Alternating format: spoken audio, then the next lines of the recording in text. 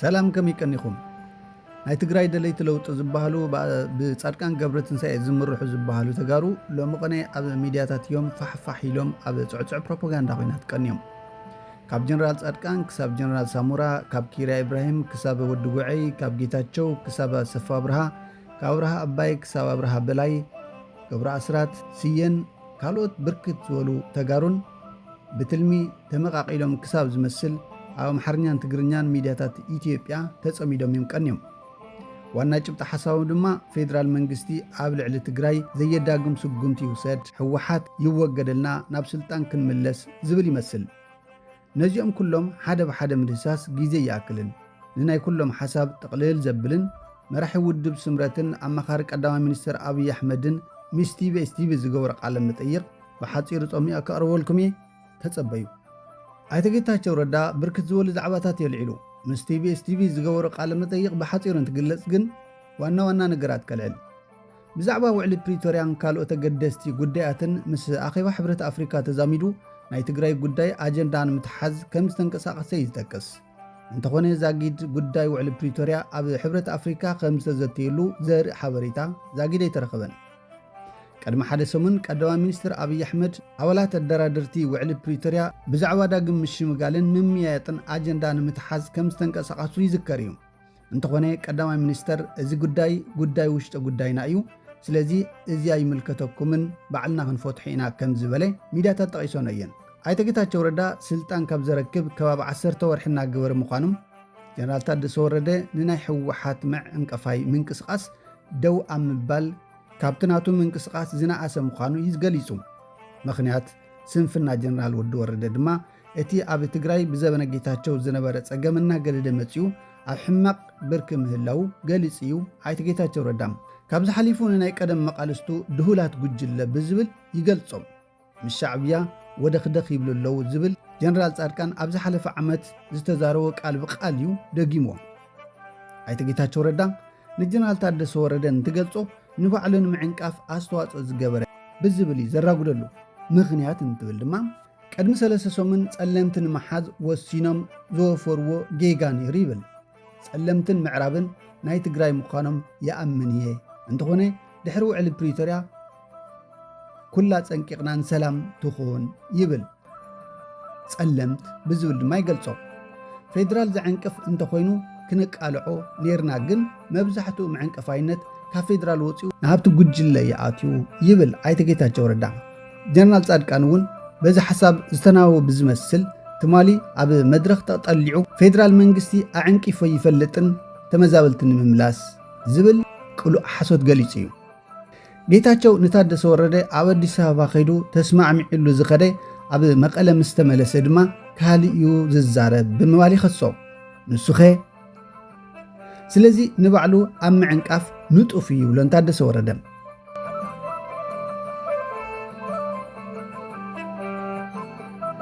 እዚ ንስንሳትካ ናይ ምክሳስን ናይ ምብላዕን ታሪክ ተጋሩ እዩ ካብ ዝሓሊፉ ጌታቸው ሓይልዎም ዝነበሩ ህወሓት ታደሰ ግን ኩሉ ክቆጻጸሩ ዝሓሸ ነጻነት ከም ዝሃቦም እዩ ዝምስክር ኣይተ ጌታቸው ረዳ እቶም ጉጅለ ዝብሎም ሓሳቦም ዘይቕበሉ ኩሎም ክቕተሉን ክመዛበሉን ይገብሩ ከም ዘለዉ ድማ ይኸስስ እንተኾነ ግን መንን ኣበይን ከም ዝተቐተለ ይጠቅስን እቲ ሓድሽ ምምዝባል እንተኾይኑ እውን እቶም ካብ ኣላማጣ ሃዲሞም ኣብ ዝለመቐነ ናብ ቆቦ ከይዶም ዘለዉ ብናይ ኣምሓሩ ሚድያታት ድማ ኮነ ተባሂሉ ዝወዓውዕሉ ዘሎን ከም መጣቐሲ ክጥቀም እንተዘይኮይኑ ካሊእ ዝተረኣየ ተመዛባልነት ኣብ ትግራይ ኣሎ ኢልካ ምጥቃስ ኣይከኣልን ጀነራል ታደሰ ወረደ ካብ ፌደራል ይኹን ብክልል ክውግኖም ዝተዋሃብዎ ዕማማት ክሰርሕ ከም ዘይከኣለ ድማ ይምስክር ኣይተ ጌታቸው ረዳ ዋና ድሌት ጀነራል ታደሰ ወረደ ስልጣን ምዃኑ ይዝገልጽ ንሱኸ ዝብል ግን ኣብ ዘይተጠየቐን ኣይተ ጌታቸው ረዳ ቅድሚ 3 ሰሙን ኣቢሉ ኣብ ጸለምቲ ዝተኻየደ ጎንፂ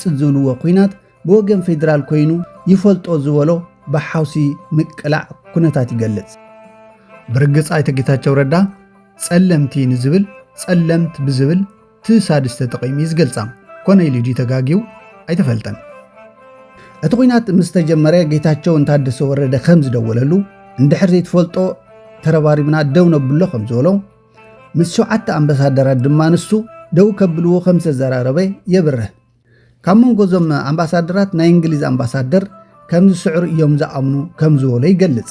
ኣብዚ ዘሎ ሓሳብ ጀነራል ወዲ ወረደ ምስቶም ኣምባሳደራት ቀድሚ እቲ ኩናት ተዘራሪቡስ ክንስዕሮም ኢና ኢሉ ከም ዝወፈረ ዘመላኽት እዩ።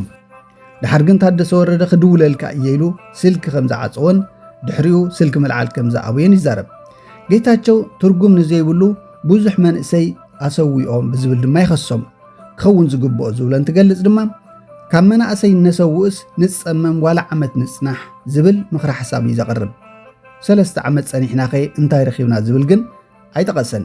ብስሩ እውን ድሕሪኡ ከይምልሱልና ድዮም ኮይኖም ንዝብል ሓሳብ ዝገለጸ ነገር የለን። ምዝ ዝዛመድ ኣይተ ጌታቸው 30 ጃንዋሪ ኣብ ፌስቡክ ገጹ ዝስዕብ ጠቒሱ ነይሩ። በዚ ሕዚ ዘሎ ኣዕናዊ ከይዲ እንተኸይድና ግዛኣትና ክንምልስስ ይትረፍ፣ ተፈናቐልቲ ክነጣየስስ ይትረፍ፣ እታ ዝርከባ እውን ተመላሊእናያ ክንጠፍእ ንኽእል ኢና ይብል። ትኽክል እዩ። ኣብዚ ክልተ ነገራት ክነልዕል። ከይጠፍእ ፈሪሑ ናብ ብልጽግና እንተኣትዩ ንሕና ዘብል እንታይ ኣለዎ ሓቢሩ ዘጥፍእ። ካልኣይ ድማ መሬት ዘመሓደር የመሓድሮ ዝብል እምነቱ ናበይ ከይዲ እዩ ሕዚ ብሄርተኛ ክመስል ዝፍትን ዘሎ። ናብቲ ቃል መጠየቅ ክምለስ። ታደሰ ወረደን ጌታቸው ስልኪ ምልዓል ኣብይዎ እቲ ኩናት እውን ከም ዝቐጸለ ኣብ 4ይ መዓልቲ ግን ወዲ ወረደ ናብ ቀዳማይ ሚኒስትር ኣብይ ኣሕመድ ደው ኢሉ እቲ ግጭት ከም ዘይፈልጦ እዩ ገሊጹሉ ይብል። ኣይተ ጌታቸው እንትምስክር ካልኦት እዮም ኣልዒሎሞ ኢሉ ከም ዝነገሩ ይገልጽ። ኣብይ ኣሕመድ ድማ እቲ ኩናት ኣነ ኣይፈልጦን ኢልካ ሚድያ ወፂኻ ግለጽ ከም ዝበሎ ጌታቸው ይምስክር። እንተኾነ ግን ኣብ ሚድያታት መፅኡ ወዲ ወረደ እንታይ ከም ዝበለ ንፈልጦ ኢና። ጌታቸው በአንጻሩ በሚዲያ አይነጓሃሮ እናበለ ከም ዝተከላከለ ይገልጽ። ኣብ ሚድያ ቀሪቡ እወ በሓባር ወሲና ኢና ሰዲድናዮም ዝትኩስልና ግን ኣይመሰለና ነይሩ ብዝብል ይቕሚጥዎ። እዚ ምስ ናይ ጌታቸው ረዳ ዘረባ እንትነጻጸር ክልቲኡ ሕቆን ከብድን እዩ።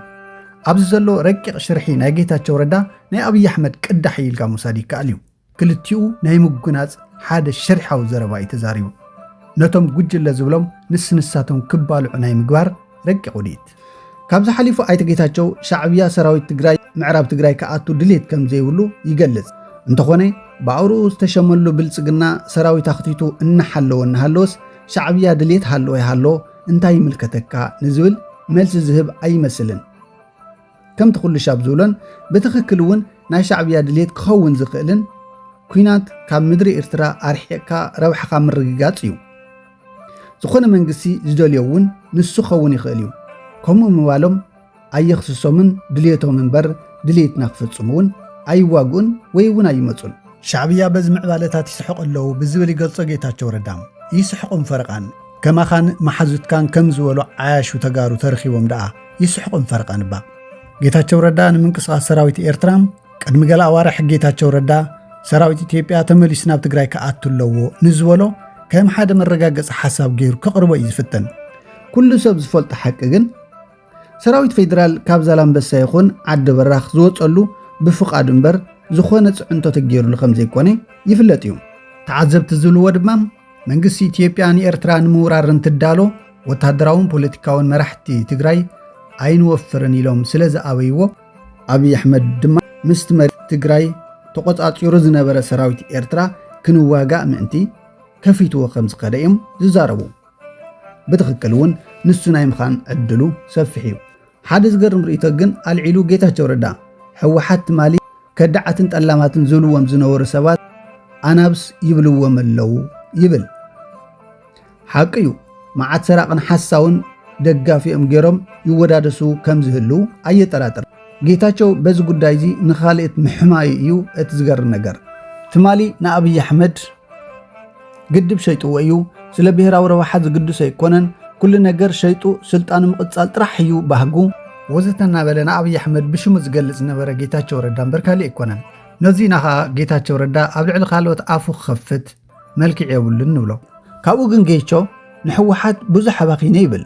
ሕወሓት ከድሕን ኢሉ ብዙሕ ነገር ከም ዝሓንሸሸ ዋላ እንተተዛረበ ግን ሕወሓት ድማ ልኡኽ ኣብይ ኣሕመድ ተሓንጊጡ ሕወሓት ከፍርስ ተንቀሳቒሱ ኢላ ከም ዝኸሰሰቶ ኢና ንዕዘብ። ካልእ ጌታቸው ሓቂ ዝመስል ዘለዓሎ ነገር እንተሃለወ ሕወሓት በትሕዝ ዘለቶ ቁመና ተዋጊኣ እትስዕሮ ሓይልን ተደራዲራ እትምልሶ ተመዛባልን ዘይምህላው ዝገልጽ እዩ። እንተኾነ ግን ጌታቸው ረዳ 2 ዓመት መሪሑ 1 ዓመት ድማ ተኸልኪሉ ንህዝቢ ትግራይ ዝረብሕ ነገር እንታይ ኣምፅኡ ዝብል ክሕተት ተሎ ምንም ዝብል እዩ። ስለዚ ጌታቸው እዚ ጉዳይ እዚ ተዛሪቡ ንኻልኦት ከእምን ዝኽእለሉ ሞራል እውን ኣለዎ ኢልካ ምጥቃስ ኣይከኣልን። የግዳስ ልክዕ ከምቲ ንሱ ፅባሕ ክትምለሱ ኢኹም እዛ ሰልፊ መወዳእታኹም እያ ንተመዛበልቲ እናተዓሻሸወ ፀኒሑ ገዲፍዎም ናብ ጓጓ ቀተልቱ ከም ዝኸደ ኣይገበርዎን። ካሊእ ዛዕባ ዕላል ጌታቸው ረዳ ኣብ ጉዳይ ዕጡቃት ዓፋር ዘልዕሎ እዩ። እዚ ዕጡቕ ብዋናነት ንሱ ብዝመርሖ ውድብ ስምረት ፖለቲካዊ መሪሕነት ዝንቀሳቐስ ንባዕሉ ቲፒኤፍ ኢሉ ዝፅውዕ ሓይሊ ከም ስቑኢሉ ብኣጋጣሚ ስለ ፍትሒ ከም ዝወፀ እዩ ዝዛረብ። እንተኾነ ግን ንመዓልትታት ምስ ደቂ ጋንትኡ ክዋጋእ ተቐሲቡ ምህላው ይፍለጥ እዩ። ብዙሓት ተጋሩ ይስውኡ ምህላው እውን ተራእዩ እዩ። ጌታቸው ኣይፈልጦን ኢልካ ምጥቃስ ኣይከኣልን። ኣብ ጉዳይ ግዝኣታዊ መሬት ትግራይ ምምላስን ተመዛበልትን ናብ መረበቶም ምእታውን እንተውግዕ ኣነ ናይ ፌደራል መንግስቲ ሽመኛ እንድየ ኢሉ ይጅምር። ኣብኡ ስለ ዘለኹ ፕሪቶርያ ይፈፀም ኢለ ድየ ክማጎት ኢሉ ሓውሲ ሕቶ የልዕል። ይትረፍ ሽመኛ ኮይኑ ተደራዳሪ ኮይኑ እውን ውፅኢት ዘምፅእ ስራሕ ከም ዘይሰርሐ ግን ኩሉ ይፈልጥ እዩ። የግዳስ ኣብይ ኣሕመድ ንታደሰ ወረደ ሓግዝዎ እዩ ብዝብል ነቲ ሕቶ ዘሊሉ ንመቃልስቱን መራሕቲ ሰራዊትን ኣኪቡ ናይ ኣእምሮ ሕሙማን ዝእከውሉ ቦታ እዮም ከኣቱ ዝግብኦም ብዝብል ይገልጾም። ንኣብይ ንታደሰ ሓግዝዎ ግን ተመሳሳሊ ሓደ እዋን ንደብረጽዮን ሓግዝዎ ይብል ምንባሩ ጌታቸው ከይዘክሮ ሓሊፉ ማለት ኣይኮነን። ሕዚ እውን ግን ሸፈጥ ኣብይ ኣሕመድ እናፈለጠ ይውሕጠሎ ማለት እዩ። መራሕቲ ሕወሓት ጉዳይ ተመዛበልቲ ምንም ከም ዘይግድሶምን ደቂሶም ከም ዝሓድሩን እዩ ገሊጹ ጌታቸው ረዳ። ብርግጽ ንሱ እውን ካብ ስልጣን ቅድሚ ምውራዱ ዝተወሰኑ ሰሙናት ካብ ትግራይ እንትወፅእ ጽቡቕ ደቃስ ከም ዝወስዶ ንሓደ ሚድያ ገሊጹ ምንባሩ ይዝከር እዩ። ብድሕሪኡ ትግራይ የተመለሰን እምበር ቀድሚ ሕዚ እውን ኢልዎ ዝነበረ ሎሚ እውን ዝደገሙ ሻዕብያ ከም ስትራቴጂክ ዴብስ ኮይና እያ ክተገልግሎ ንትግራይ ዝመርፃ ዘሎ ዝብል ኣልዒሉ። እዚ ድማ ንሻዕብያ ከም ዝተዓወተሉ የረጋግጽ። እዚ ብመሰረቱ ትክክል እዩ። ንሱ ክኸውን ዝገብሮ ዘሎ ግን እቲ ዋና ሕቶ ትግራይ ከይምለስ ንሱን ሓለቁን ውዕሊ ፕሪቶርያ ሓኒቆም ኩናት ናይ ግድን ክካየድ ይፅውዑ ምህላዎም እዩ። ናይ ሻዕብያ መጋበርያ ከይትኸውን ትግራይ እሞ እንታይ ንግበር ዝብል ጌታቸው ተጠርኒፍና ናብ ብልጽግና ንእቶ ካብ ምባል ካሊእ ኣማራፂ ዘለዎ ኣይመስልን። ካሊእ ተጓናፂ ሓሳብ ዘልዕሎ ድማ ቅድሚ ሕዚ እውን ደጋጊሞ ኣልዒልዎ ግን ድማ ኣምፂኦም ዝፀረፍሉ እዩ።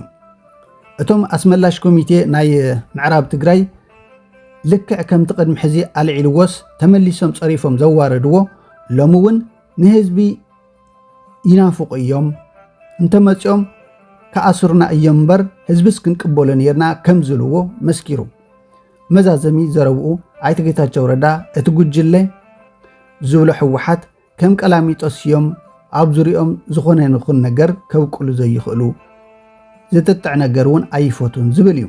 እንተኾነ ንሱ ተሸይሙሉ ዘሎ ብልጽግናኸ ብዴሞክራሲያውነት ፈሪጁ ድዩ ንናይ ቀደም ውዳብኡ ብኸምኡ ክኸሶም ተቐሲቡ ዘሎ ዝብል ካሊእ ሕቶ እዩ። ናይ ጌታቸው ምስ ቲቢኤስ ቲቪ ዝገበረ ቃለ መጠይቕ ካብ ብዙሕ ብውሕዱ እዚ እዩ። ካልኦት ቁም ነገራት እውን ኣለዎ። ኣቲኹም ስምዕዎ። ሰላም።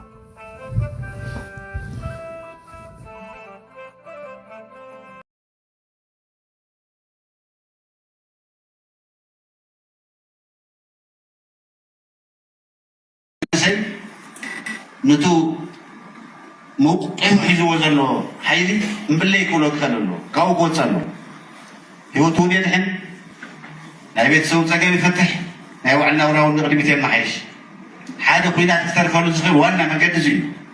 መሳርሕኦም ንሱ እዩ። ጨኒቕዎም ኣሎ ህዝቢ ንግፈፎ ከምዚ ንጎሮ መዝግብዎ መናእሰይ ንዓልም ናብ ዘይተለመደ ነገር ቅድም ተጋዳላይ ትግራይ ዘይፈልጦ ነገር ኣሰራርሓ ካብ ሻዕብያ ቀዲሖም ብኡ ገይሮም ከገድልዎ ናብ ዝበፅሕሉ ደረጃ በፂሑ ኣሎ። ንእሽተይ ንድፋሉ ንእሽተይ ንወስኸሉ عقوم دانا أسك هيديو حدا سلام زمن سمن جد زيو ما يوينات مسارحي نخلق يوم حدا هذا كله تناوزي حزنا يمكن كذا لنا زي كم مسارحي نتقبلها نتقبلها وزيك تمسك فليها ملكة بغير لنا أجنك أتوم الله تعبى أجنك أتوم زلا زي كم تدي أبو سلطة هاي قبريل وزي كورن لعل كورن زو سنو سنة نقبل اليوم زو تجارتي وينات نقولي لهم زي كونس مع عقاب اليوم أب حدا وتا تعقوله تعقيبهم يمزلوا كشام هذي حي سلام زبها لبدك زلوا بعرف هيدو بناي وعلي الشيء تجمعوا وينات يلا تجمعوا وكيل نابز بهم كحوس لهم قلقل كلو نفسنا عليه كوراتي مسا أو يواجههم كاب عفار موت خنا بيت خدا سل عليه خطري ويد ما جرى أبوه خطاتو ويد ما تحن مخدي خطاتو خلي أنت أشلي يقول ويتروق على أحد وكتير جن وانا طلع يوم زيجيرهم زين تمسيو سرور تسديدو كتفنا يوم ثلاثة حسوي يواجهوا له نسوي يوم وقز جور زلوا بتوع حي سلام زول حيلي بسلام كابناي TPF موقع كون بفاشيست أبي أحمد زتشم جزاوي من محدار زبال وجل باندات له تجراي مسليني نام حارات مكحت زخانة جزاوي من محدار زبال مس أبي تشاركه زوجنا زلوا نهزب تجراي جزاوي من محدار زخوده زلوا كيادو كميت عزو تايت عزبتات الكاسكي أبكر بقى تو نبار ناي تجراي من محدار زبال نور تلعيلو حدش من محدار تتكي تبعيلو اسمه سات وحدش من محدري حزب تجراي أو كتماتات نبلنا يلو عيتم محدرونا يلو مناسي أو كتماتات زخالو نجر نجور بانداتات يقالعو زين نخون مسرعيو زو بوليس زي موسى وانا تواس عايز نورة نيبل سكون عبال نورة حدا مرارحة زو بوليس زي كم زي سرحية سلز تردو تهزل ناي تجراي من محدري ناي نفحيتو تواي زرزو زقرم يوم تنعقدهم حق انت اليوم ناس تجراي حالين تحوينهم تجراي زمرت من قستلو قلتنا شمون تميليان حزبي زمرت من قستلو تمنقستنا بوتي ملاس يمكن زلو بوتو تمليسو بزعوا قصالاي ناي تجراي بوليتيكا هوت يدرادر يمكن زلو ناي تجراي بهجة منقست تفلت جغرافياوي مريتل ازي ناو نوري ملاس يمكن زلو انكفات نزفوتهم دما كوقدوهم يم زلو كاسروهم يم زلو بانداتات معادوهم أتنقوهم كله كفلتهم جبروا نخمل لسوس عارف تجي ثمريسهم لما حزبي زمسلو والسنة قبل اليوم كوسن جبوا يخون هنا تكابنا حزب مثل ناس أنا تنلعلي خلينا قاس